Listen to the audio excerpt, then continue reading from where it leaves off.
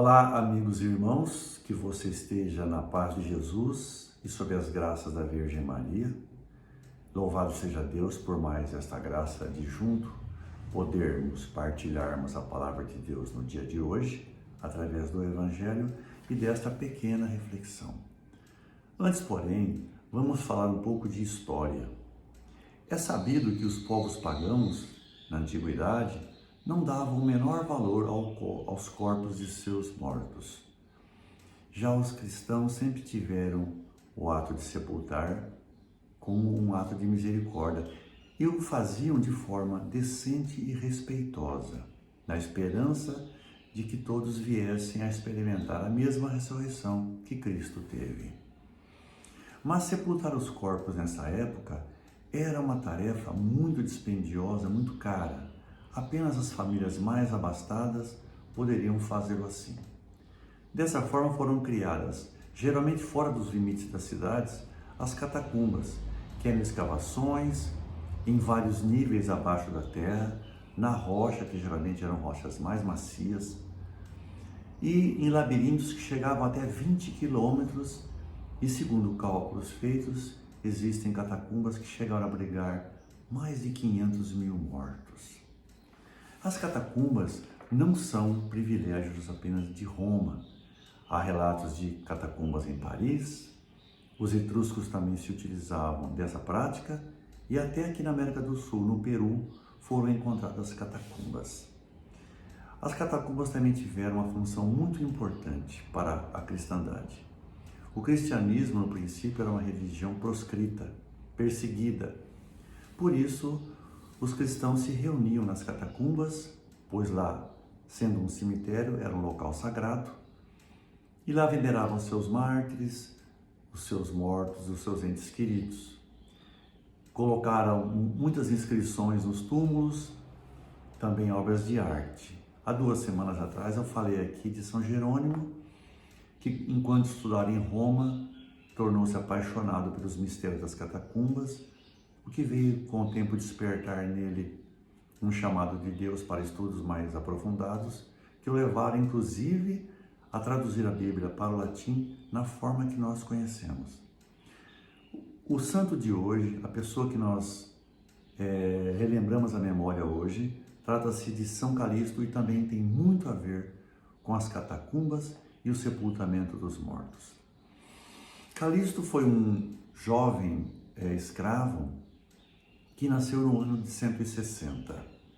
Ele foi liberto pelo seu dono e a ele foi atribuída uma boa soma de dinheiro do próprio dono e de outros cristãos para que Calixto administrasse. Ele não o fez de maneira correta. Existem relatos conflitantes sobre a sua história. Eu busquei me basear naqueles que me pareceram mais verossímeis. Ele fez desfalques, roubos, má administração, foi preso por isso, porém os próprios cristãos em seguida o libertaram para que ele tivesse a missão de recuperar o que ele havia perdido. Mas ele continuou com práticas não muito recomendáveis, chegou até a brigar dentro de uma sinagoga numa ocasião. Com o descontentamento que ele já tinha gerado antes pela perda do dinheiro e outros atos, como eu disse, não recomendáveis, ele foi preso e mandado para as minas de sal da Sardenha, juntamente com outros cristãos. Porém, com a mudança de imperador, que era uma pessoa mais generosa, e decidiu libertar os cristãos. Desta feita, São Calixto voltou para Roma, onde foi acolhido pelo Papa Vítor. Logo a seguir, com a mudança do Papa para São Zeferino, ele foi ordenado e foi a ele atribuída a missão de cuidar das catacumbas, administrar o sepultamento dos mortos. E ele fez um ótimo trabalho. Isso o credenciou para que ele fosse eleito Papa, apesar de ter despertado ira em algumas facções da igreja mais tradicionalistas, que não aceitavam o passado dele e muito menos a indulgência com que ele estava tratando os pecadores de pecados mais graves, como homicídio, adultério, dentre outros. Ele achava que bastava uma pequena penitência e um firme propósito de não mais pecar para que tudo ficasse bem. Por conta disso, aconteceram levantes contra ele, e nessas batalhas, numa delas, ele foi morto, atirado a um poço e coberto com entulho e pedras. Por conta de seu martírio e também de algumas curas e milagres a ele atribuídos, ele é considerado um mártir da igreja. Peçamos a São Calixto que rogue por nós. Vamos agora ao evangelho de hoje, que está em Lucas, como eu disse, Lucas 11, capítulos 42 a 46. O Senhor esteja convosco, Ele está no meio de nós. Proclamação do Evangelho de Jesus Cristo segundo Lucas.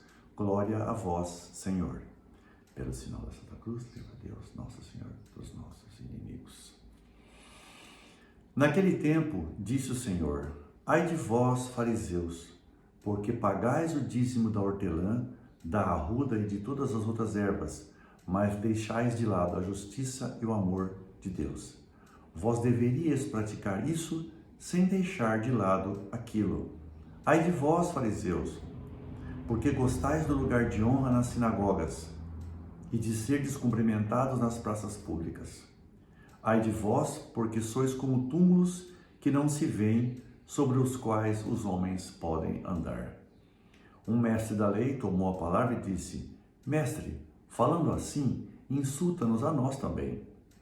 Jesus respondeu: ai de vós também, mestres da lei, porque colocais sobre os homens cargas insuportáveis, e vós mesmos não tocais nessas cargas, nem com um só dedo. Palavra da salvação, glória a vós, Senhor. Irmãos, no Evangelho de hoje, Jesus Cristo nos convida a fazer uma profunda reflexão, uma reflexão sobre nossas atitudes de cristãos. E ele menciona aqui as práticas que os fariseus tinham, que eram apenas práticas de aparência. Eles queriam serem vistos, serem notados, sentar nos melhores lugares das sinagogas, serem cumprimentados em públicos, e eram minuciosos em seus ritos religiosos. Até o pagamento de seu dízimo era calculado até sobre pequenas quantias de ervas que eles produziam e vendiam. Portanto, eles pagavam o dízimo corretamente, mas eles eram injustos. A piedade que eles aparentavam só serviu para encobrir sua maldade e sua hipocrisia. Jesus Cristo diz que sem fé, amor ao próximo, justiça e caridade, nada disso vale. E seus seguidores devem ter sempre isso em mente nas suas práticas. Devemos fazer periodicamente uma reflexão de nossas atitudes, se os nossos atos estão de acordo com os preceitos e a doutrina de Jesus. Não adianta nada, irmãos, irmos à igreja, comungarmos com frequência, darmos o dízimo, participar de reuniões, terços, retiros, campanhas de agasalho, campanhas de alimentos, se nós não estivermos firmemente no propósito de servir a Jesus dentro desses princípios de fé, de amor ao próximo, de justiça e caridade. Pense nisso, você também. Eu espero e tenho certeza que a sua resposta será sim a esta reflexão. Deus abençoe você, te dê uma boa semana, que você fique na paz de Deus. Louvado seja nosso Senhor Jesus Cristo e até uma próxima oportunidade, se Ele assim o permitir. Um grande abraço a você.